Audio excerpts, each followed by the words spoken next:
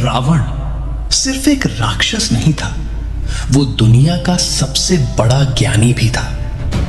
लेकिन उसकी एक ख्वाहिश थी, इतना शक्तिशाली बनना कि उसे कोई हरा ना सके। और उसने सोचा, अगर खुद भगवान शिव लंका में बस जाएं, तो फिर उसे कौन रोक सकता है। बस यही सोचकर रावण ने शुरू की इतिहास की सबसे खतरनाक तपस्या।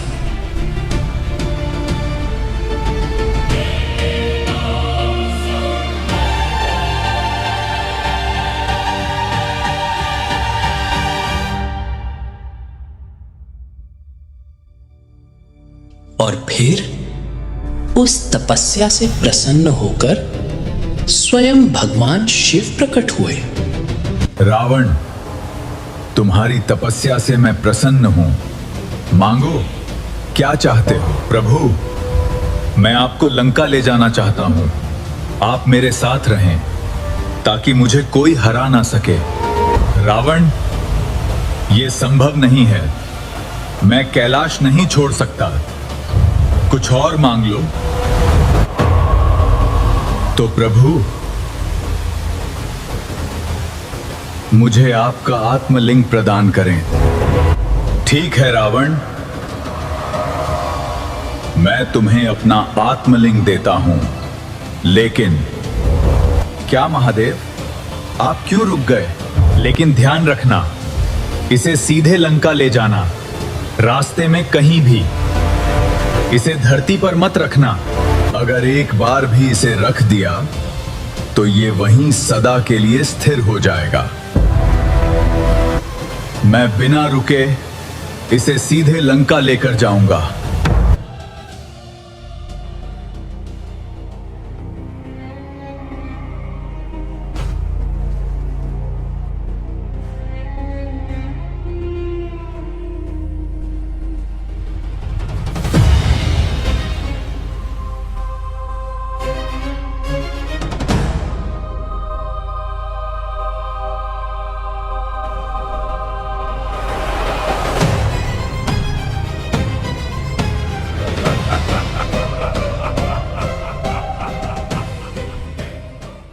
ये कैसे संभव हुआ?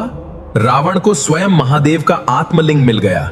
अगर वो इसे लंका ले गया तो उसे कोई भी पराजित नहीं कर पाएगा। फिर तीनों लोकों में उसका राज होगा। देवता भी असहाय हो जाएंगे। नहीं, ऐसा नहीं होने दिया जा सकता। महादेव ने एक शर्त रखी थी, यदि आत्मलिंग को रास्ते में कहीं भी धरती पर रखा गया तो वह वहीं स्थापित हो जाएगा। तो कौन रोक सकता है उसे? वो जो बुद्धि का देवता है, गणेश। चलो, हमें तुरंत गणेश जी के पास जाना होगा।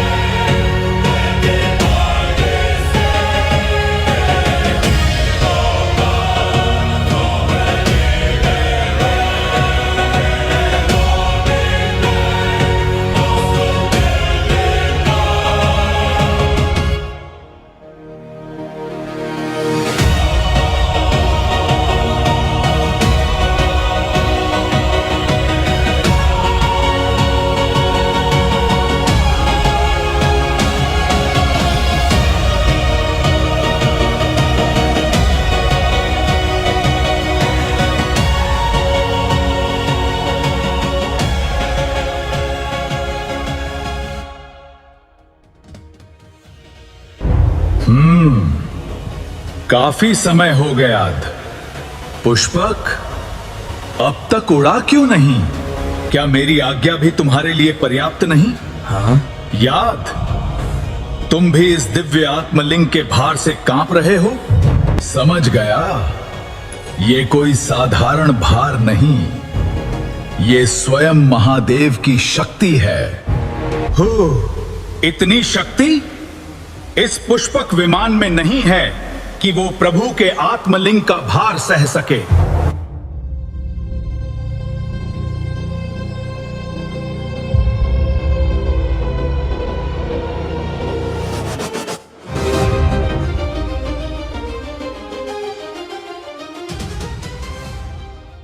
मैं हूं लंकेश दशानन रावण।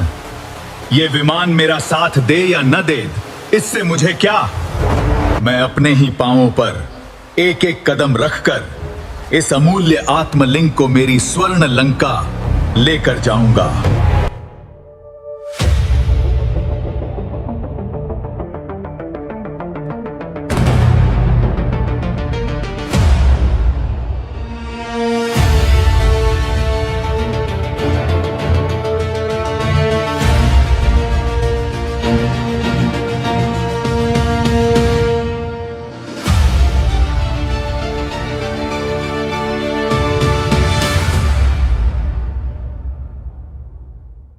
हे विघ्नहर्ता गणपति, हम सब आपके चरणों में विनती करते हैं।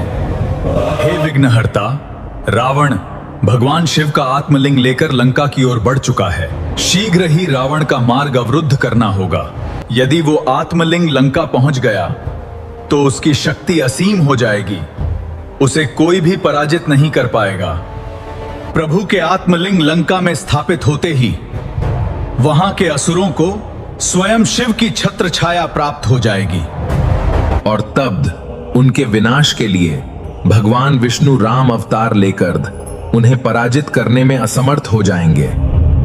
हे गणपति, अब केवल आप ही हमारी रक्षा कर सकते हैं। देवताओं, भय को त्यागो। हर संकट का समाधान बल से नहीं, बुद्धि से निकलता है। रावण जितना शक्तिशाली है, उसका अहंकार उससे भी अधिक प्रबल है और वही उसके पतन का कारण बनेगा। मैं स्वयं एक बालक का रूप धारण करूंगा और रावण को उसी के अहंकार में उलझाकर आत्मलिंग को लंका पहुंचने से पहले ही पृथ्वी पर स्थापित कर दूंगा।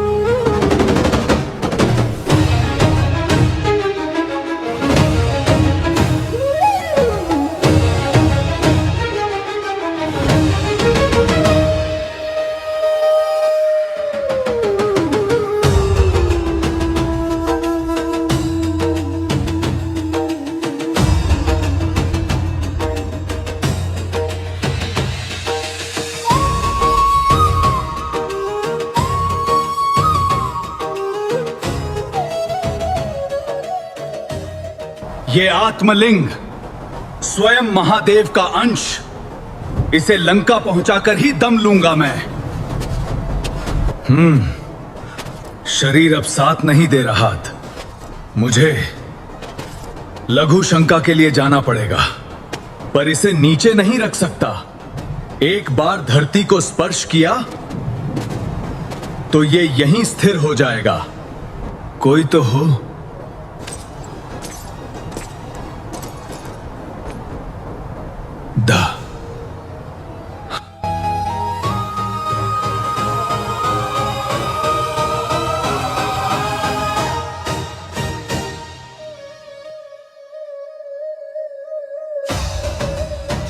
ए बालक,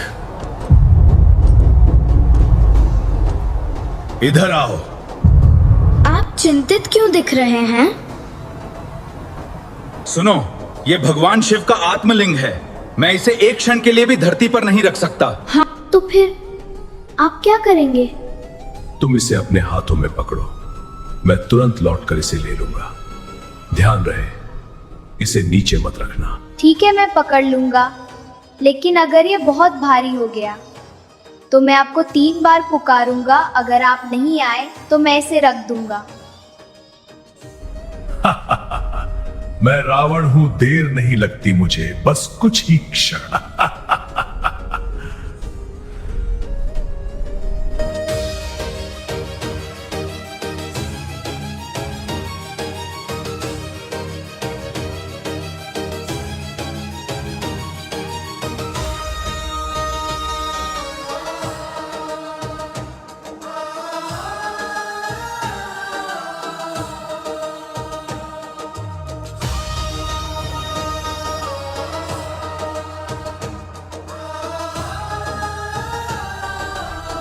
ये तो सच में बहुत भारी है। रावण, आओ, ये बहुत भारी हो रहा है।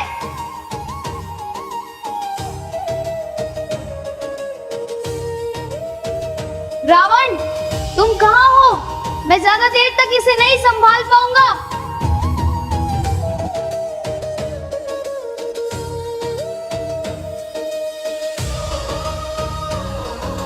ये आखिरी बार बुला रहा।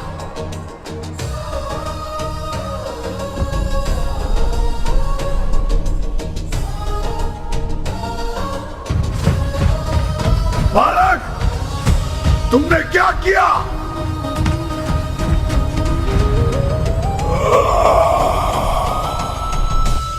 मैंने तुम्हें 3 बार पुकारा, पर तुम नहीं आए।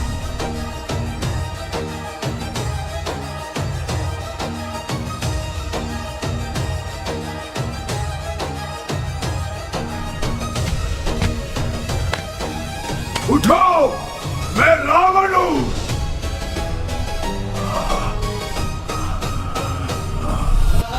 यह कैसे संभव है? मेरी भुजाओं की शक्ति से पर्वत कांप उठते हैं, फिर यह शिवलिंग अड़ी क्यों है? नहीं, यह मेरी हार नहीं हो सकती। मैं लंकाधिपति रावण हूं, देवताओं का विजेता।